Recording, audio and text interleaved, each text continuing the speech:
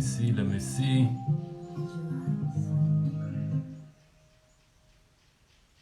Just in a few minutes.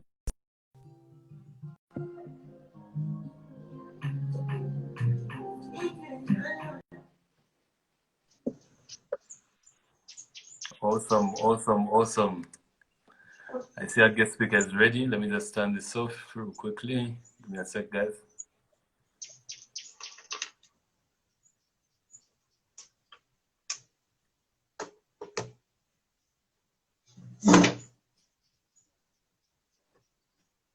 Jeremy, how are you?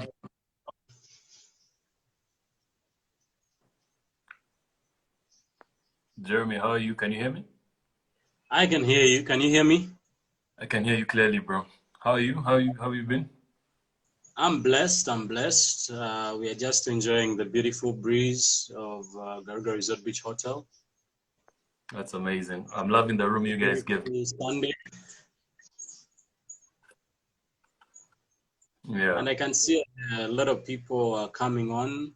I saw some people from South Africa. I see Kevin. Kevin, what's up? What's up? Alex also just joined. Guys, tell me where you're connecting from. Tell me where you're connecting from. We're just about to begin our interview real quickly.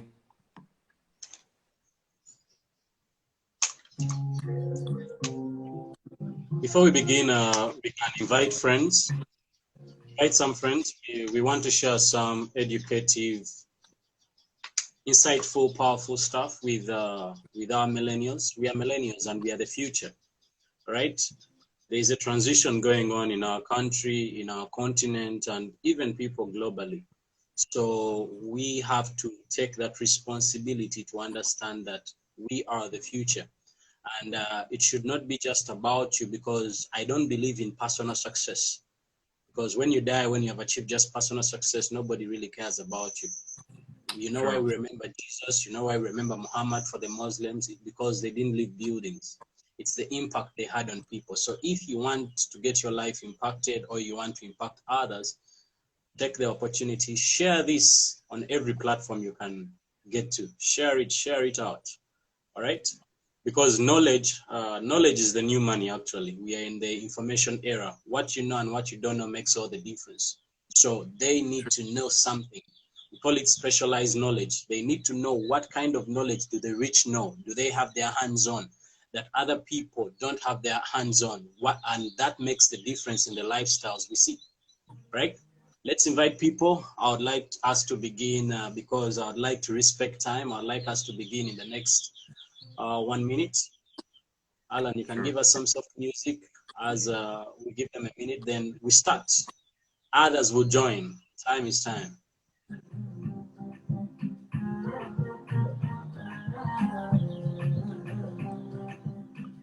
Guys, share this on your lives. Share it on your statuses. We are going live. A screenshot here.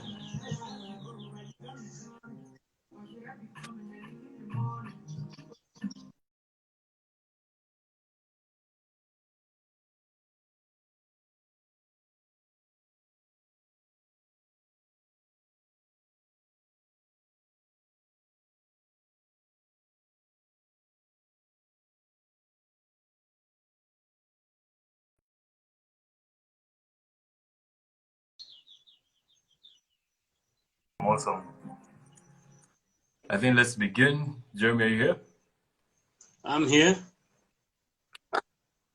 Awesome, awesome, awesome. So guys, for you guys who are actually joining in, if you're very new to my channel, just type in the box new. If you're actually seeing this on live, just type in L. And if you're seeing this on repeat, definitely type in R, yeah? So my name is Alan Butsali. I'm a CEO of Fledge Advertising. I'm also a millennial business coach.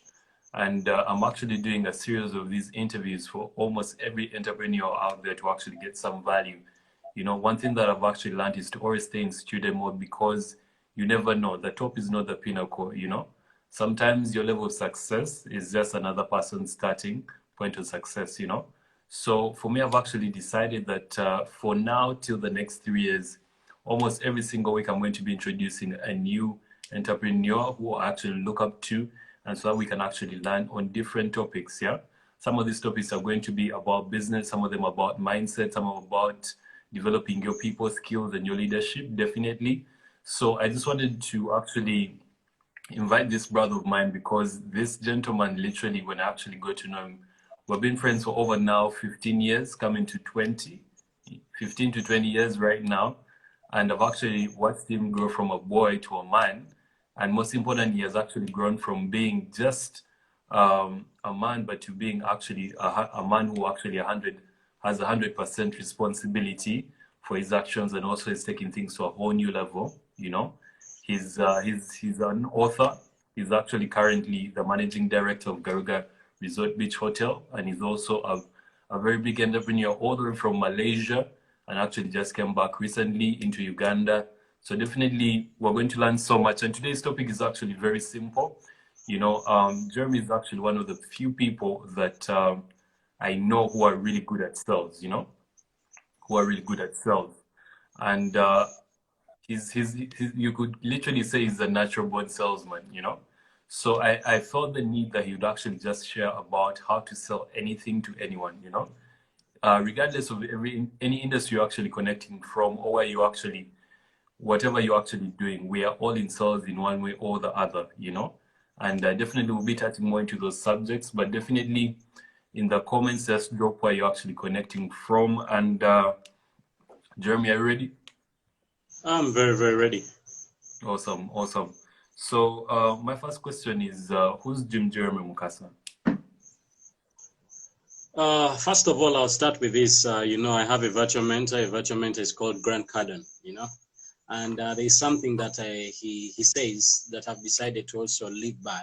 At some point, you have to create your own signature. But he says, success is your duty, responsibility, and obligation. Let's start with that. Success is your duty, responsibility, and obligation. Right? Even during a quarantine, success is still your duty. So my name is Jeremy Mukasa Wealth. I don't normally use the wealth, but actually that should be the first. You can take everything away. I just need the wealth. All right.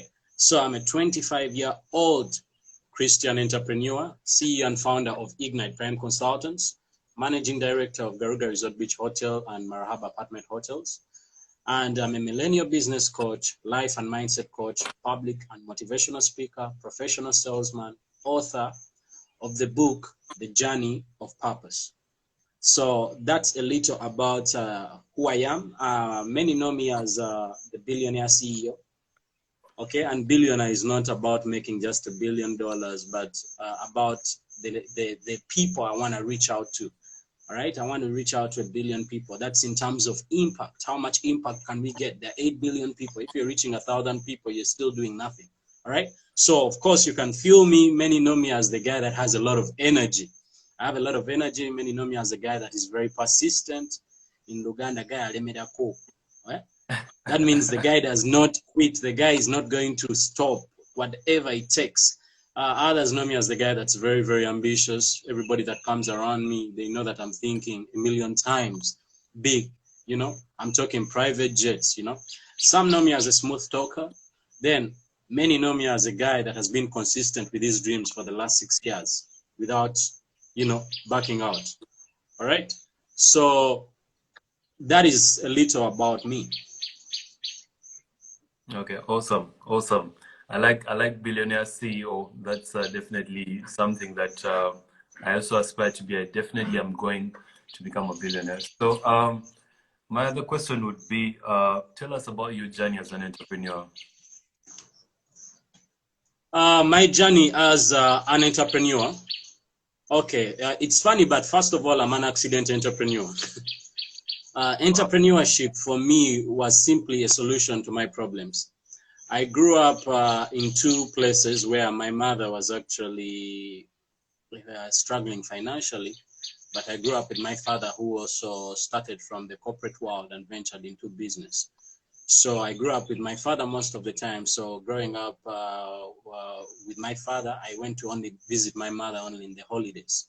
All right. So coming to my father's side where I could have some of the good things of life, You have the water in the house, everything in the house, fully furnished house, TV at home. Then go to my mother's side, where actually we had to fetch water from out. We had to go to the toilets outside. But the good thing about me is I've been a very flexible person. So I grew up seeing two mindsets. It's more like I grew up in the hood, and I also grew up in the rich neighborhood. Okay, so I was very flexible, and that combination is actually what makes you very dangerous. Actually, a guy that's growing up from the other side, he may not be easy to adapt when you bring him to this environment. So I grew up when I can know we have today, and I can go without food today, and I'm okay. All right. So entrepreneurship, I started the first time I remember doing business was actually selling Grab in high school. So I started from Makerere College. I went to Maryland High School. Then I went to Vienna. That's where I did my secondary school. And in Vienna, nobody was actually selling Grab, but Vienna was an international school, is an international school for those who know Vienna. So yeah. I introduced the concept of selling Grab in Vienna. So I reached a point whereby the whole term, I could not use my pocket money at all because I was simply selling Grab, all right? And I grew up with my father most of the time, like I said. So he's been an entrepreneur for the longest time. So from about 2012 to 2016, our house was always full of passion fruits, pawpaws, oranges, chili, to mention but a few, right? So growing up in a house with a hustler and having all those things in a house, I was in an entrepreneurship class every day. I remember at some point actually asking my father for money to go and buy some groceries at home. The guy told me, look around this house. There's passion fruit everywhere. There are pawpaws everywhere. Get some pawpaws, get some passion fruit, go sell these things. Then whatever money you get from there, you can actually go and do grocery shopping. So my entrepreneurship mindset, my hustling mindset had to actually come out of necessity. It was out of necessity. Okay, it was not hustling or entrepreneurship for the luxuries of life. But most of all, my number one motivating factor, we all have primary motivating factors, of course, is my mother. You know, there's growing up when you don't have and both parents don't have. Then there's growing up when the father has and maybe your mother doesn't have because they are not together. And then you can be able to experience the good life. But that feeling of knowing that your mother can't experience what you're experiencing is what pushes me, fires me more than anything else. And I know you guys watching also have your primary motivating factors. So that is how I started out my journey as an entrepreneur. It was not intentional, it was accidental.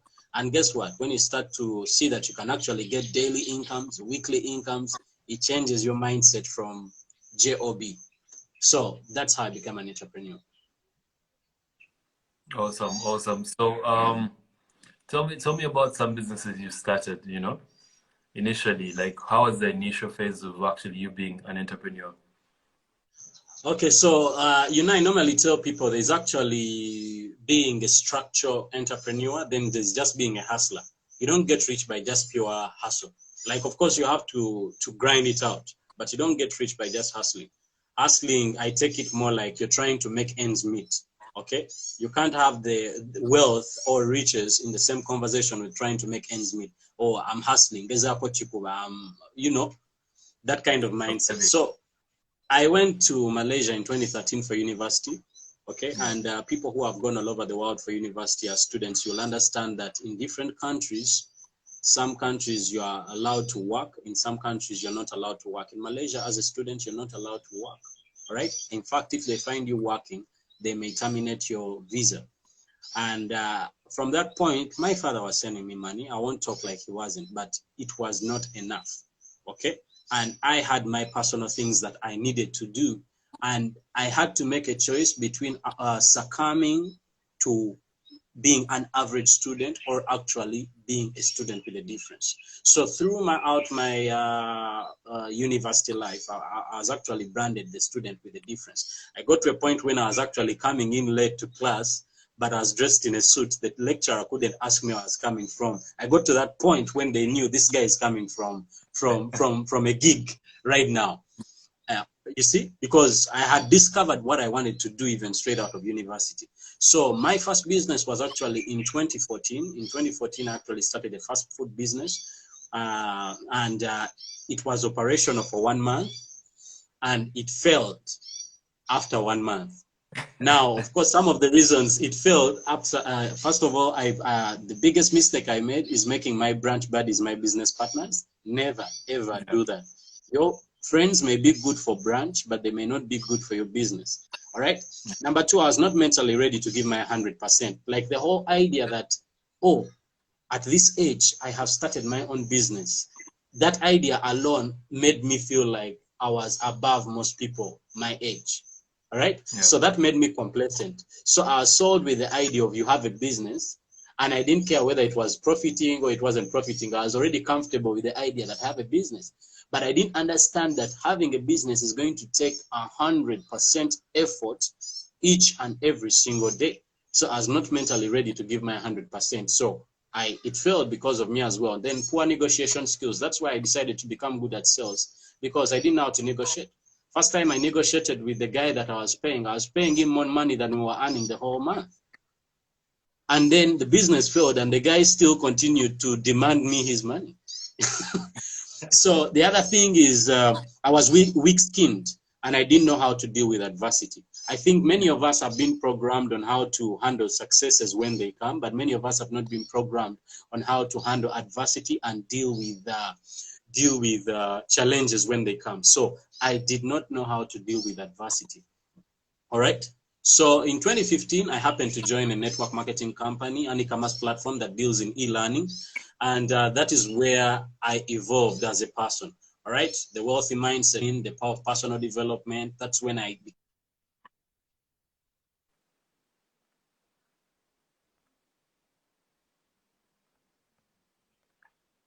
Guys, give him a few.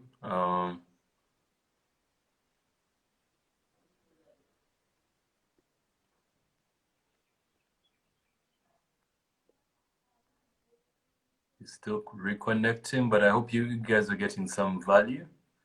He's still reconnecting. Let me just text him. Okay. All right. I see a question. So guys, you can drop your questions in the chat. I see one person with a question here. Okay. That's a very good question. That's a very good question, Benji. I see that question. Phyllis, what's up? I see you as well. So let's see if he's actually back on. His network just cut. Hello. Awesome. Yeah, I can hear you. I can also see you. Yeah. Thank you so much for all the people that have stayed on regardless. All right. So we were still having a discussion. Sorry about the network. But I was saying in 2015, I joined a network marketing company, an e-commerce platform that deals in e-learning. And I went there simply because I was always looking for a way on how can I make an extra income. But the issue is I was thinking too small. And I'll tell you right now that the biggest issue most entrepreneurs have is thinking too small. Everybody that thinks small, life is going to punish you severely in one way or another for thinking small. Because you think small, you look near, right? When you think big, you start to think long term. People who think small, they think short term. So I was thinking short term as much as I had the entrepreneurial mindset until I joined the network marketing company. And the coaches and mentors that I had, these were guys making millions of dollars, and they actually helped me acquire what I call the wealthy mindset. They taught me the importance of personal development. Your business development is directly proportional to your personal development. Your business is not going to grow any bigger than your personal growth. Then they taught me the idea of sales. They taught me most importantly on how to handle objections, right? So that was a little bit about the question you asked. Yeah. So to you, what's your number one skill in business? Like, what's the number one skill every person should actually have in business? Okay, the number one skill every person needs to have in business, first of all, sales and marketing. Sales and marketing. Now, marketing deals with creating awareness to a client, or basically to create awareness to get in front of the client. Then now sales takes over that. Right now, sales deals with the client. you being in front of the client and actually getting them to, you know, make a purchase. That's the pull and push factor, right? Yeah. Yeah. So Yeah. what are some, let me give people some examples of sales, because sales being the number one skill of business, there are some examples of sales. And what people don't understand is that we're actually selling every day of our lives. Every day of our lives we are selling. The guy that wants to go on a date with the girl of his dreams, you need to sell her why she should go on a date with you. She's just not going to show up. You need to give a reason. The guy that's trying to get the girl to marry him, you need to sell her why you're the one out of the many that she should actually spend the rest of her life with. All right, the guy who is writing a CV, what are you guys doing in your CV? You're selling yourself. You're selling your qualities. You're selling where you've worked. You're selling, you come even up with the recommendations from the managers of where you've been. You're trying to sell so that you can get the position. We are selling every day when we go to the market. Nakasero market, wherever you're going, you're bargaining each and every single day so that you can get your way. You're selling consciously or subconsciously, knowing or unknowingly, every single day. For business owners, companies, you're in a company, you're bidding for a contract, okay? You're going to have to sell in that bid as to why you should get the contract and not the other guys. So sales, for me particularly, is the number one skill every business owner should know. Why? Because you can hire a good financial advisor, you can hire an accountant, you may even hire a marketing guy. But you need to have information about all this. It doesn't mean that you don't need to have information about all this. You need to have an idea of what's going on, and then you can oversee from time to time, check on the reports. But sales, how can you lead your sales team? How are you going to set for them SOPs, KPIs, when you yourself are not that good? So you need to become that good so that you can introduce them to the level that is actually normal in your organization and what should not be done. Otherwise, if you're not that good, you're not going anywhere. Everything starts with sales. You need to get good at that. Yeah. You know, there's this notion I've had, you know, we don't sell, we share, you know. And I feel it comes from the point that most people don't like to sell. And maybe I can actually ask the question is why do most people actually, no, before I go there, yeah, do you actually believe they're natural born salesmen? Yes, I do, but that is as a talent, not as a skill. Okay, you may have a talent, but it is not a skill. Okay, now a skill is developed through years of practice. So you may be talented at playing soccer, but if you don't practice, you'll never become world class. So I believe you can be born a natural salesperson. The guy is a smooth talker. That is sales. Yeah. The guy is persuasive. That is sales. Okay, but he Yeah. may be a good smooth talker, but he doesn't really know how to navigate around that. Now that's when the coaching and training comes in for us to get into that world-class level. Yeah. Okay. So why do you think most people don't actually become good salespeople? Most people don't become good salespeople. First of all, sales is actually seen as socially undesirable. It is not considered a career option. Have you noticed most people don't want to put sales on their business card? They feel like if you put sales especially in our country, in our continent, it looks like the guy failed to get a job and now he's trying to make some deals here and there, trying to crack something here and there. He's trying to sell some stuff here and there, right? Yeah. So it's socially undesirable. Second of all, limiting beliefs. Okay, how are you going to sell something when you don't even believe in you? You don't believe you're deserving of the money the prospect is going to pay. You don't believe you're deserving of the success you're going to make from that deal. All right? Yeah. There are a lot of limiting beliefs. Thirdly, fear of rejection. A lot of people fear to be rejected. I can guarantee you right now that billions of people all over the world fear to pick up that phone to call to be told no. They fear the word no. And that is why most guys can't even get the girl of their dreams because they fear to get rejected. Have you seen I don't mean to use this word, but have you seen a not so good looking guy with a 10 out of 10 girl? Of course, I have. Right there is what I call persistence. Like you set your target and you're not going to lower your target no matter what. Now, fear of rejection makes you lower your target. You started when you wanted the 10 out of 10 girl. Now, because you feel you may not get a chance, now you settle for 8. Before you know, you're at 6. Before you know, you're below 6, and you end up in a strip joint. All right? So, that's a fear nice of analogy. rejection. So that's one of the, those are a few of the things that people actually don't become great salesmen. Yeah. So, what's the basic sales process in any business, you know? Because I know there are processes in which sales are actually made, but most people actually don't know that there's actually a process to it, sales. Okay, so of course, most people are actually doing sales every day, but they don't understand there's a process. And I always tell people there is no secret to success. There are systems to success. And once you don't have a structure around your business, you're not going anywhere. All right? So first of all, the first step is you need to find the prospect. Stop getting leads. That's what gets most people out of the game. They don't even know how to collect leads. Personally, I didn't know how to collect leads. It took me a while to know how to collect leads. Then you may get to a point where you know how to get leads, but you don't even know how to book them for an appointment. So the first step is you need to find the prospects. You need to find the potential customer. Prospect means potential customer, right? Yeah. You need to find the potential customer, the potential client that is getting leads. Number 2, you need to invite them for a meeting or schedule a meeting with them or book an appointment.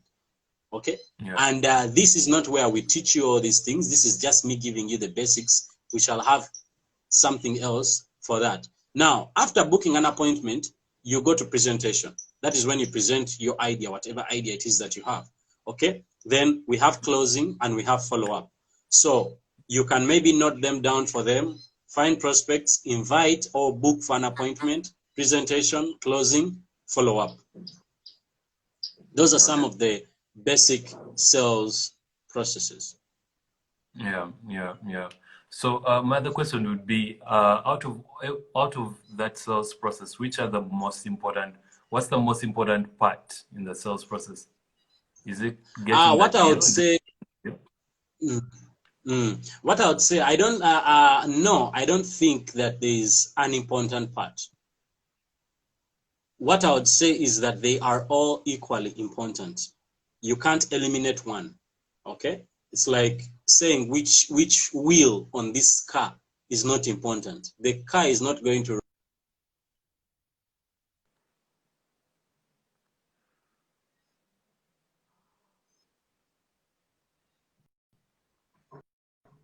Guys, it's still connecting. Give him a few, and just drop me where you're actually connecting from. Yeah, drop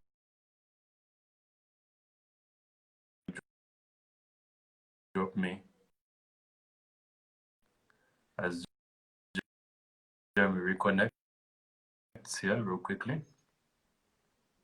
Connecting from.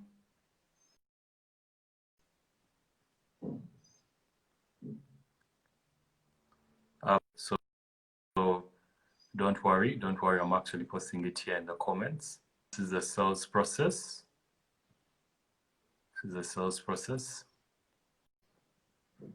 Let's see if he's actually back. Awesome. Hello, guys. Yes. We apologize. I don't know what's wrong with the network. But I saw somebody was actually asking to repeat the sales process. I believe Mr. Alan has actually put it down there. First of all, you need to find prospect. And then you need to book an appointment, which is invite them for a meetup. Then you need to do the presentation. You need to do the close. And you need to do the follow-up. Right? So we stopped where when Mr. Alan was actually asking me the most important part of the sales process. Okay, I was telling him I think all steps are equally important, though most people have an issue with closing and following up.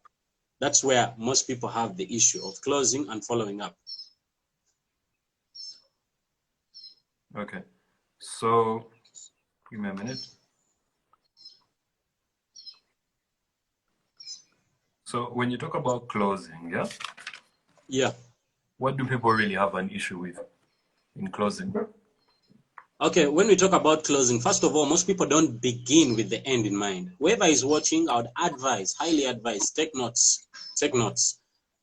Make sure that you're making some notes, okay? This is just a brief, but it is very, very educative. Then after this, we shall be talking about a few things later, but make notes. It's very important. Why do most people have issues with closing? First of all, they don't begin with the end in mind. Okay, you need to know what are you trying to achieve. If I can see the end picture, then I'm going to do whatever it takes to get there. All right, I want to know, how does Zanzibar look like before I fly to Zanzibar? Okay, sometimes I'm going to search about the photos. That's the end, that's the destination. So they don't begin with the end in mind. What do you want to achieve from this phone call? Now, second thing about it, they are not clear about the mission or the purpose. And most people make the phone call not understanding the mission and the purpose. Never get onto a phone call when you don't understand the mission and the purpose. All right. Then third of all, people are closing scripts. They listen to so many people, they get scripts, and they start closing using scripts. You need to understand that people are different, and people have different personality types, different traits, and people respond to different things differently. Right. So if somebody wants to close people off scripts, in most cases, you're not going to get what you want. Then most people don't know how to ask for the sale, and they don't even ask for the sale. So you're done presenting to me your idea about your opportunity, about your product, about your service, but you're in front of me, you're not even asking me for the sale. So you're more so like asking me, okay. You're expecting the prospect literally to talk to you and tell you what they're thinking. As a great salesperson, you need to initiate the request. You need to ask for the sale. Ask for the sale. What part of this deal did you like the most? You're asking for the sale. Okay. What part of this deal don't you like? What part of this deal is stopping us from getting into business today?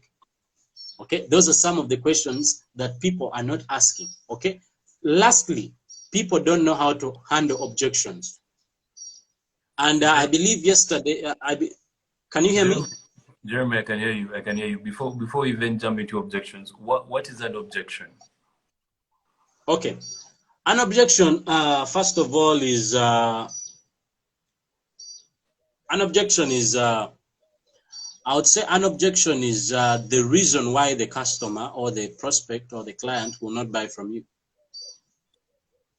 Okay. Okay.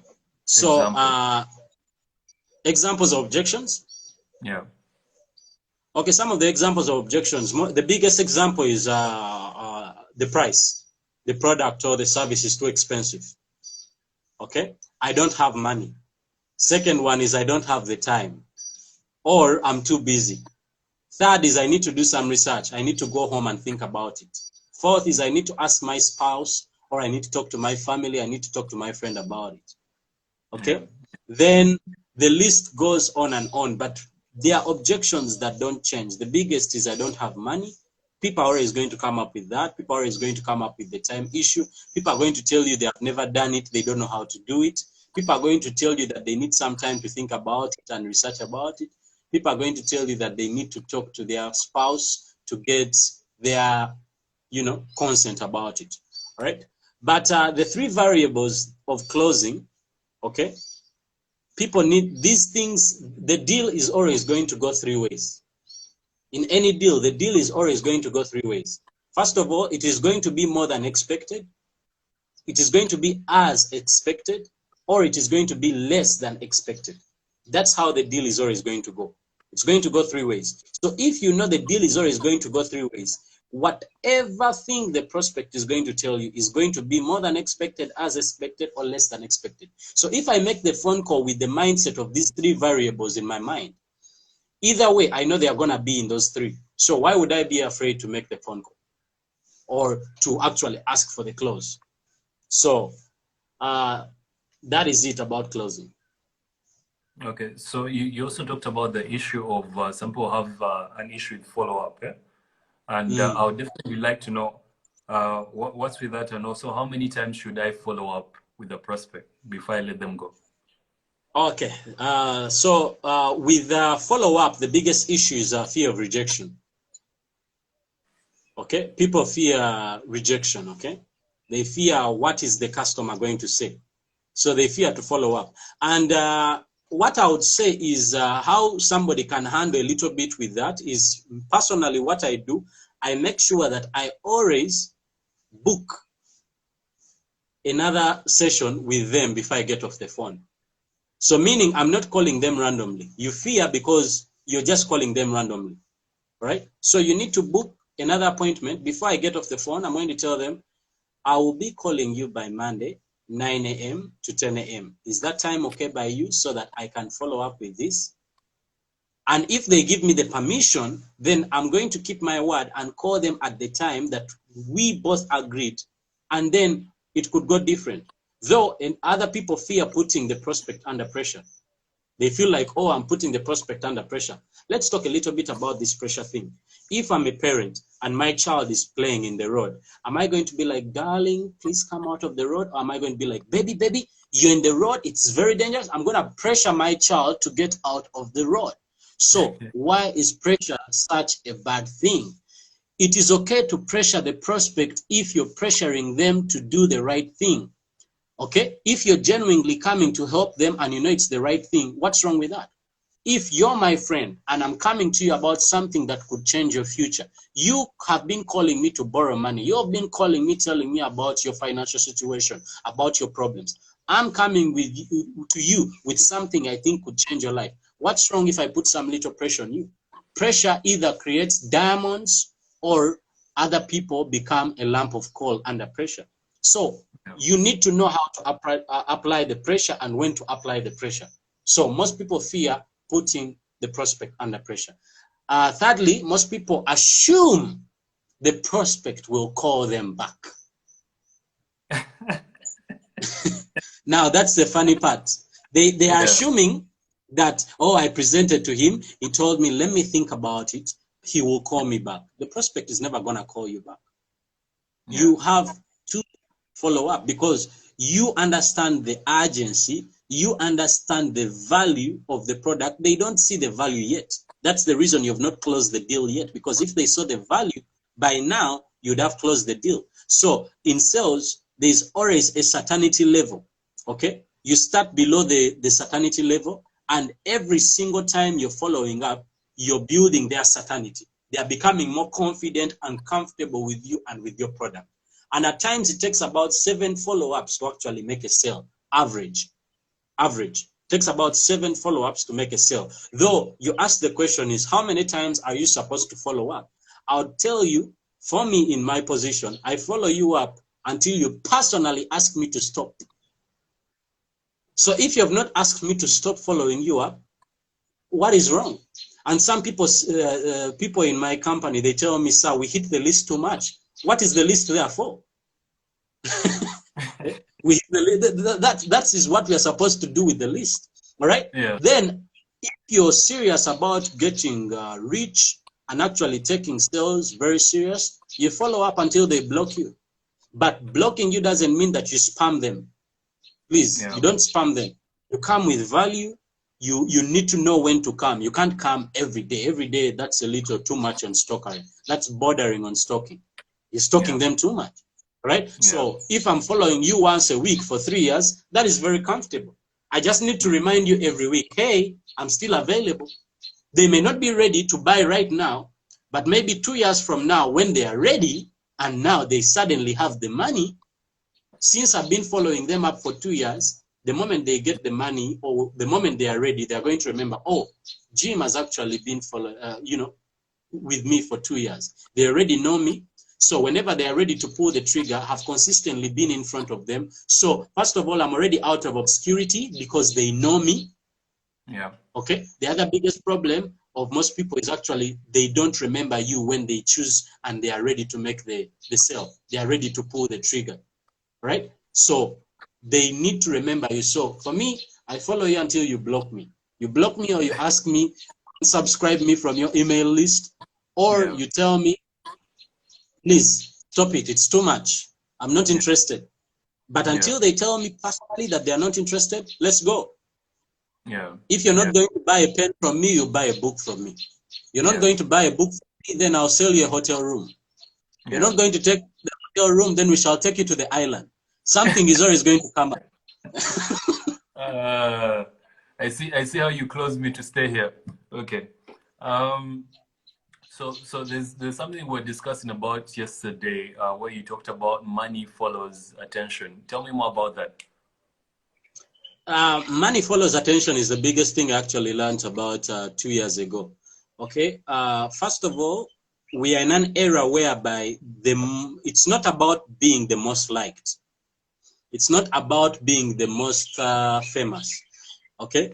It's simply about people knowing you. I don't care if you like me or hate me. Do you know me? Okay. Many of us don't like Kim Kardashian. You don't like the Kardashians. You hate them.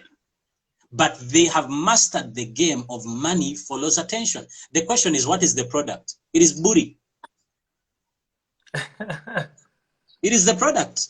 There's no product there. But they have mastered the game because they understand that whether you like me or you hate me, the only thing about that statement is they want you to remember their names. Money follows attention. Okay? If people don't know you, they will not flow you.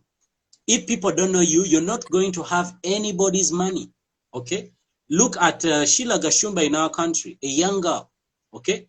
Whether you like her or hate her, she's on billboards. So she just started by vlogging her lifestyle to get people's attention. And the moment she got people's attention, Orange went to her and they said, we want you to be our brand ambassador to represent the millennials in this country. Why? Because everybody knows her. The question is, does everybody like her? No. Does everybody care about her? No. But everybody knows her. So money follows attention. How much attention can your business get? How much attention can your brand get? Yeah. That's actually very, very important. So I just wanted to know, because you talked about timing, and I believe every good salesperson needs to know, they understand timing, they understand that most times a client is not ready to buy now, but they'll actually be able to buy some other time later on. So I wanted to ask you, what's the difference between a good and a bad salesperson to you?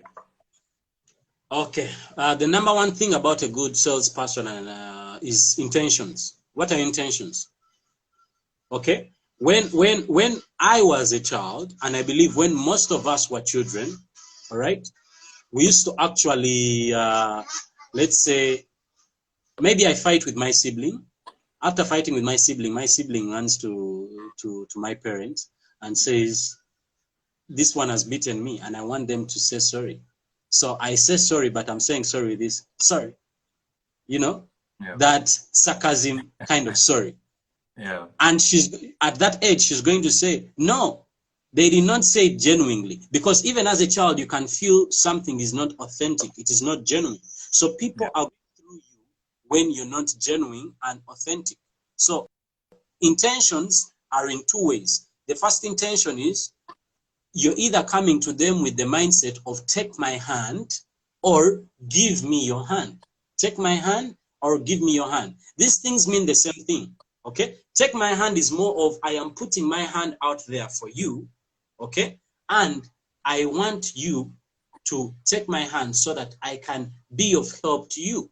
Then give me your hand means I am staying here and the client doesn't know you, but you want them to come over to you. And the moment they feel that intention, they put a block, they put a bridge because they feel this one is trying to get the money from me. So every time I'm talking to my clients, I'm trying to make them as comfortable as possible.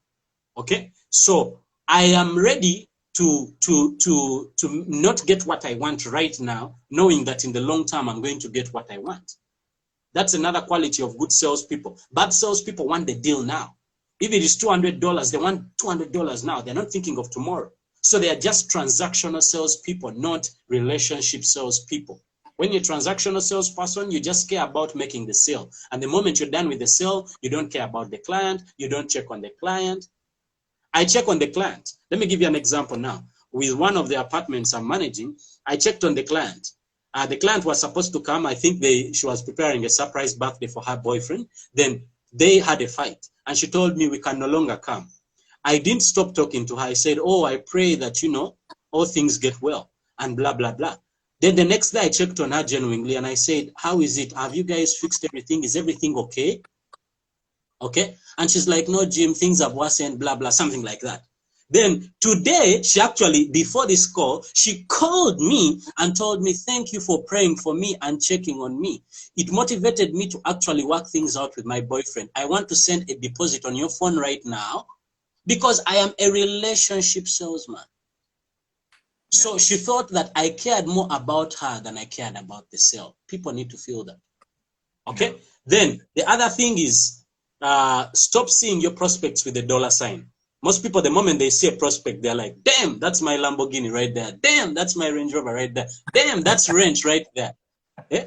Some guys are excited. I need to pay rent. I need to pay rent. This guy is going to pay my rent. No, nobody wants to pay your rent. Yeah? Nobody wants to pay your rent. Nobody wants to pay for your flashy lifestyle.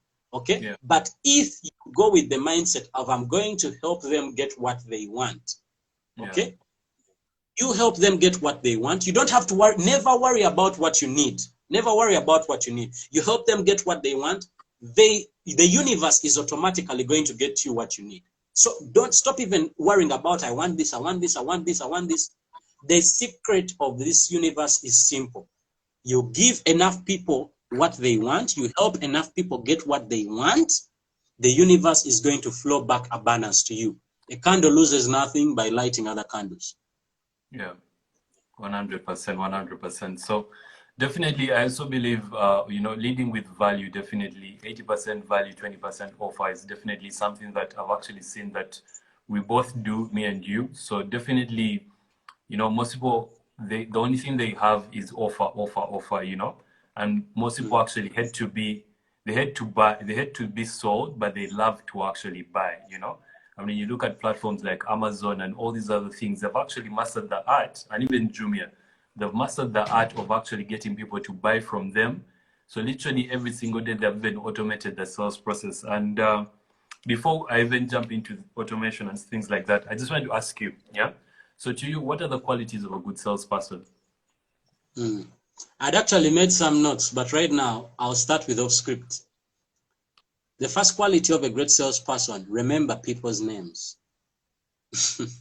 True, very true. I think me and you hang out most of the time. You notice whether I go to the petrol station, you know that people even forget that they give them tags. Yeah. They give them petrol station. The guy has his name. He has forgotten he has his name on his. So I'm like, hey, Brian. I'm like, Brian, how are you? Are you okay? The moment people hear the sound of their names, it does something to them because they feel this guy is personally interested to know about me as an individual. Yeah. So the first thing about great salesmen, they remember people's names. A salesman that doesn't remember your name, that guy is never going to sell me anything. First of all, you didn't take the initiative to even know my name. You're trying to sell me your product. Please get out of here. Yeah. That's the first one. The second one is you need to be enthusiastic. You need to have energy. You need to be excited. I'm always excited. You can feel, I don't need a microphone for this because it will be a different situation with the mic. I'm excited. You need to be enthusiastic. Enthusiasm closes more sales than anything else.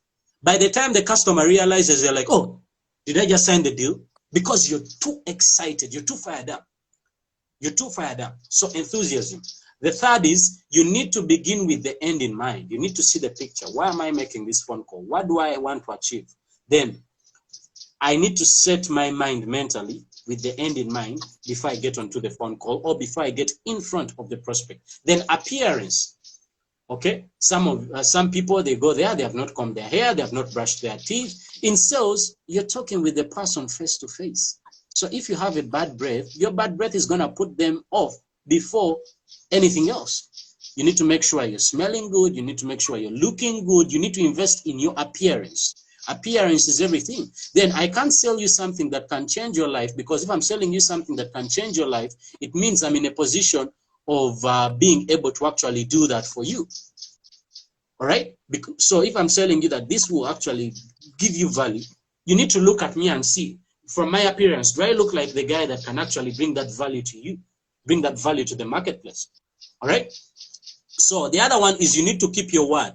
If you tell them I'm going to call you by 10 a.m., don't call them at 4 p.m. the next day. Call them at 10 a.m. Let them be the ones to sabotage that call, not pick up the call, maybe pick up and tell you I'm busy, but let it not be you not to call on time. So you say, I'm going to show up at this time, show up at this time. You say, I'm going to send you an email, send the email. You say, I'm going to send you a free product trial, send them that. Keep your word. Keep your word. There's nothing more important than being a man of your word. People remember, may forget other things, but they'll remember one thing. This guy is not that good at what he does, but one thing about him, he knows how to keep his word. Okay? Then, a good salesman always has to have his tools ready. You go to the prospect, then you start, oh, I had my product here. I think I forgot it in the car. Now, at that time, you want to run to the car. That puts people off. You need to come before the meeting, the appointment, when you have your tools ready. Whatever it is that you need, it needs to be ready. Then a great salesman has 100% belief in their product. Okay? You know, that's why at times I train my staff on how to sell rooms, on how to sell the place, but no one can sell it like me. Okay? You need to have 100% belief in your product. You may believe in yourself, and believing in yourself will take you far, but if you don't believe in your product, don't expect the customer to believe in a product that you don't believe in. And we didn't say 90% belief, 100% belief. When you believe in your product, even the customer will feel sold. Your customer will be sold on the product the moment you start talking about it, because they feel, if I don't take this product, something is not going to be right. All right? Then, great salespeople always find creative ways to keep in touch with every single person they meet, because they understand that strangers have the money I need. Your family and friends are not the ones that are going to make you rich. It is strangers that are going to make you rich. So every person you meet, don't just keep in touch with them for the sake of, in some point, you're going to make a sale to them. Create relationships, because it is only through relationships that you're actually going to get rich and wealthy. So strangers always find a creative way of how to keep in touch with everyone they meet. Okay? Then, not lastly, but great salespeople have a great sense of urgency. Okay? I don't believe in tomorrow. Don't tell me about tomorrow. If I want to send you money today, do you want me to send you today or tomorrow? Every single person watching this would want me to send them money today. So, every great salesperson understands urgency. They don't make the process long. They are always trying to compress the process, because the client doesn't understand the urgency. So it is you to communicate urgency while you're talking. They need to feel the urgency of getting it done today. And a great salesman is one that will tell you, I am giving you this offer, but this offer is valid for the next 48 hours. You've created a sense of urgency for the customer to pull the trigger. All right? So then I'll tell you, a great salesperson knows how to suggest and answer objections before their prospect brings them up. Some people are waiting for the objections. You already know the objections. Why are you waiting for the customer to come up with the objections, the prospect to come up with the objection? You know they are going, I can read you and I know that, probably right now he's going to talk about time, or he's going to talk about money, he's going to talk about this. So if he's taking his time, I auto-suggest to him the possible objections, and then I help him answer the objection before he brings them up. Because he's already thinking, but I don't know how to do this. What if I don't have the money? Will this guy allow me to jump on this opportunity? So I help him take that out of the way. That is you raising their certainty level. Then lastly, they are good time managers. Great salespeople are good time managers. They keep time. So I think we have some questions about the sales process. You can type your question and we can go through it. All right, there's a question here that says, growing up in this age, how do you deal with peer influence at the same time thinking independently? Did you have to deal with being a normal teen but also a creative to be an entrepreneur? Jeremy? Okay, I had the question. Let's first break it down a little bit. It was a little long. Okay, how do you deal with peer influence? Yeah, okay, basically what he's asking is that did you have to actually deal with having two identities between you being an entrepreneur and you being an ordinary teen? Like it's that question of, you know, going back and forth, back and forth. You know the thing that me and you always talk about? Keep inside things inside and outside things outside. Yeah, yeah. Okay. For starters, okay, you need to keep inside things inside and outside things outside. Okay. Yeah. So how do you can't avoid peer influence. Okay, peer influence is gonna be there. What's going to happen is peer influence, you